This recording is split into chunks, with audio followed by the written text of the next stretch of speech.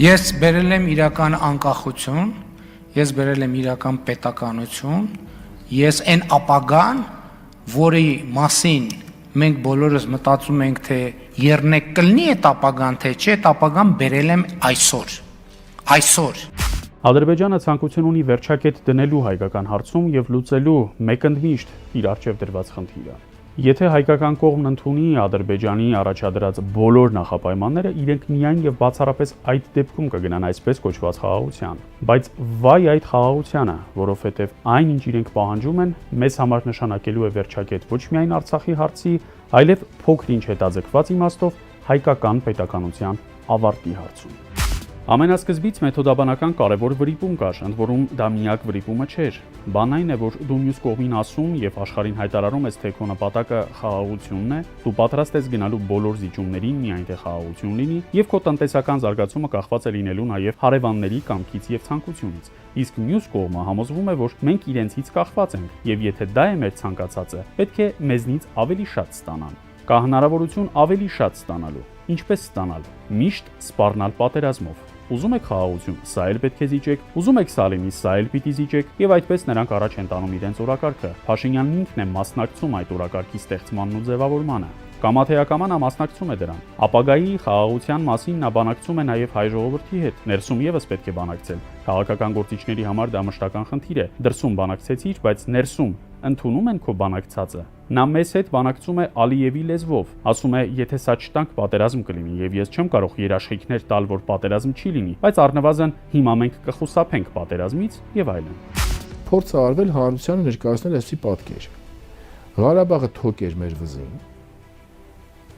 Ղարաբաղի գոյությամբ լինելով եւ Հայաստանի այդ հարցի մեջ ներգրաված լինելով, ուրեմն ջախջախում էին մեր սուվերենությունը, եւ իրական սուվերենության մենք հասել ենք, օրինակ 23 թվականին այդ մեծ արհավիրքից եւ մեր հայրենակիցների հայրենազրկումից հետո։ Դա սա համար յուրատու ցինիզմապետ, բայց ասվում էր։ Եվ այդ սուվերենություն, հարված, թոք մեր վզին եւ այլը, պարզա չէ, որ հիմնականում ինակատարանում անդադ Ռուսաստանի Դաշնության։ Պարզա չէ, հստակ։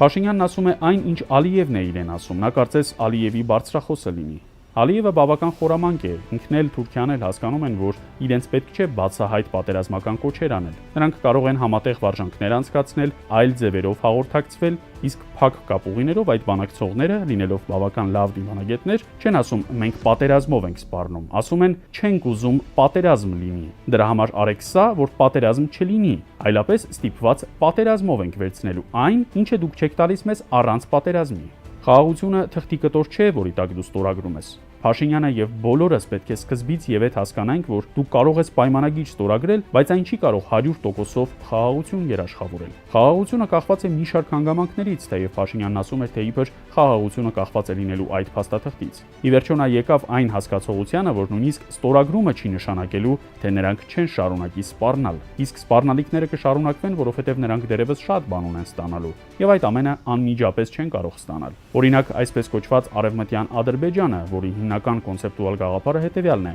ադրբեջանցիները պետք է, այսպես ասած, վերադառնան իրենց պապական հողերը։ Սրանք իրենց նարատիվի բառերն են։ Այս ամենը չի կարող մեկ օրում տեղի ունենալ, պետք է որոշ մեծ ու փոքր պայմաններ լինեն, բայց դրանք պետք է կատարվեն։ Ամեն քայլափոխի դու պետք է համոզված լինես, որ նա անելու է դրանք։ Խնդիրը նրանում է, որ Հայաստանի նկատմամբ կան սպառնալիքների որոշակի ցանկ, որոնք կամաց մեջտեղ են գալիս։ Եվ դրանցից մեկը Հայաստանի էներգետիկ անկախության զրկումն է, իսկ էներգետիկ կախվածության մեծացումն է Թուրքիայից եւ Ադրբեջանից, որը չգիտես ինչու Եվրոպան կոչում է նոր հայկական էներգետիկ անկախության համակարգ եւ նույնիսկ պատրաստ է նշում են մինչեւ $500 միլիոն տալ։ Պատերազմի փաստարկը սպառնալիքը իրենք շարունակաբար պահելու են հիշեցնելով, թե իբր հայկական կողմը ընդունել է, որ ադրբեջանցիները պիտի վերադառնան այսպես կոչված արևմտյան Ադրբեջան եւ պիտի ապրեն մեզ հետ կողք կողքի։ Իսկ եթե դուք դեմ լինեք, կասեն նրանք, եւ հաղթեք ձեր իսկ ստանձնած պարտավորությունը, մենք իրավունք կստանանք գրոհելու Հայաստանը, ռազմական ուժ կիրառելու հայ ժողովրդի դեմ։ Սա է ադրբեջանական կողմի այսպես կոչված բանակցային լեզուն, բայց դա բնավ չի նշանակում, որ դու պետք է ընդունես այդ լեզուն։ Մեր խնդիրը հենց այն է, որ Փաշինյանը նրանց հետ միայն եւ բացառապես այդ լեզվով է, որ խոսում է։ Որոշիր հարգելի քաղաքացի, թե որ երեսն է ճիշտ։